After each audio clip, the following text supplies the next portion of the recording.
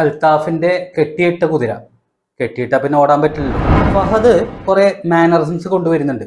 അതൊക്കെ വർക്കായി എന്ന് പറഞ്ഞാലും അതിനെ ഇങ്ങനെ കൈവെള്ളയിലെടുത്ത് ഒരു 2-2.5 മണിക്കൂർ. ഞാൻ വളരെ ചിന്താശേഷിയുള്ളവനാണ്, ബുദ്ധിജീവികൾ മാത്രം പടം കണ്ടാൽ മതി. ഹായ്, അപ്പോൾ ചിത്രത്തെക്കുറിച്ച് പറയുന്നതിന് മുൻപൊരു മുൻകൂർ ജാമ്യം. ഇതെൻ്റെ മാത്രം അഭിപ്രായമാണ്. പടം കണ്ടു കഴിയുമ്പോൾ നിങ്ങൾക്കുള്ള അഭിപ്രായം ചിലപ്പോൾ മറ്റൊന്നായിരിക്കാം. അപ്പോൾ ഫഫ നായകനായി എത്തിയ അൽത്താഫിന്റെ കെട്ടിയിട്ട കുതിര കെട്ടിയിട്ടാ പിന്നെ ഓടാൻ പറ്റില്ലല്ലോ. സത്യത്തിൽ നല്ല കഥ, നല്ല ആശയം. അതുകൊണ്ട് തന്നെ വളരെ പ്രതീക്ഷയോടുകൂടി ഫഹദ് സെലക്ട് ചെയ്തതായിരിക്കാം. ഫഹദ് അത് ഭംഗിയായിട്ട് ചെയ്യുകയും ചെയ്തു. പക്ഷേ സാധാരണക്കാർക്ക് ഭൂരിഭാഗം പേർക്കും തോന്നിയ ഒരു ആഗ്രഹം ഞാൻ പറയാം.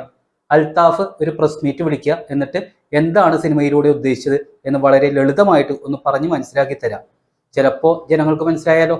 കാരണം ഒരു സാധാരണ പ്രേക്ഷകന്റെ സ്ഥാനത്ത് നിന്നുകൊണ്ട് ചിന്തിച്ച് തിരക്കഥയിലും സംഭാഷണങ്ങളിലും എന്തെങ്കിലുമൊക്കെ മാറ്റങ്ങൾ വരുത്തിയിരുന്നെങ്കിൽ നല്ല ഒരു സിനിമയാവേണ്ടിയിരുന്നത് കൊളമാക്കി നാശകോശമാക്കി പിന്നെ കല്യാണി കൊടുത്തതല്ലേ ചെയ്യാൻ പറ്റൂ. അതുകൊണ്ട് പ്രത്യേകിച്ച് പറയാനൊന്നുമില്ല. വിനയ് ഫോർട്ട് വെറുപ്പിച്ചു. പിന്നെ ലാലിനെ കണ്ടപ്പോൾ പണ്ടത്തെ വൺ മാൻ ഷോയിൽ ചെയ്തു വെച്ചതിന്റെ ഒരാവർത്തനം അതായിട്ടാണ് തോന്നിയത്. കുറെ പിരിവെട്ടിയ നടന്മാര് എന്തൊക്കെയോ കാണിച്ചു കൂട്ടിയ ഒരു ഫീല്. അറ്റ്ലീസ്റ്റ് ഫഹദിന്റെ ഡേറ്റ് കിട്ടിയപ്പോൾ ആ എഴുതിയ കഥ ഫഹദിന് മാച്ചിങ് ആയിട്ടുള്ള രീതിയിലേക്കെങ്കിലും മാറ്റിയിരുന്നെങ്കിൽ വിജയിക്കേണ്ടിയിരുന്ന ഒരു ചിത്രം. ഇനിയിപ്പോൾ പറഞ്ഞിട്ട് കാര്യമില്ലല്ലോ.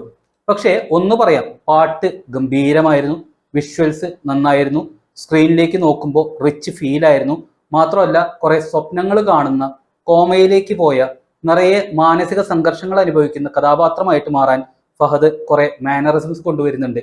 അതൊക്കെ വർക്കായി എന്ന് പറഞ്ഞാലും അതിനെ ഇങ്ങനെ കൈവെള്ളയിൽ എടുത്ത് ഒരു 2-2.5 മണിക്കൂർ മുന്നോട്ട് കൊണ്ടുപോയി കൺവിൻസിങ് ആയിട്ടുള്ള ക്ലൈമാക്സിലേക്ക് എത്തിക്കാൻ ഒരു സപ്പോർട്ടിംഗ് ആയിട്ടുള്ള കഥ വേണ്ടേ?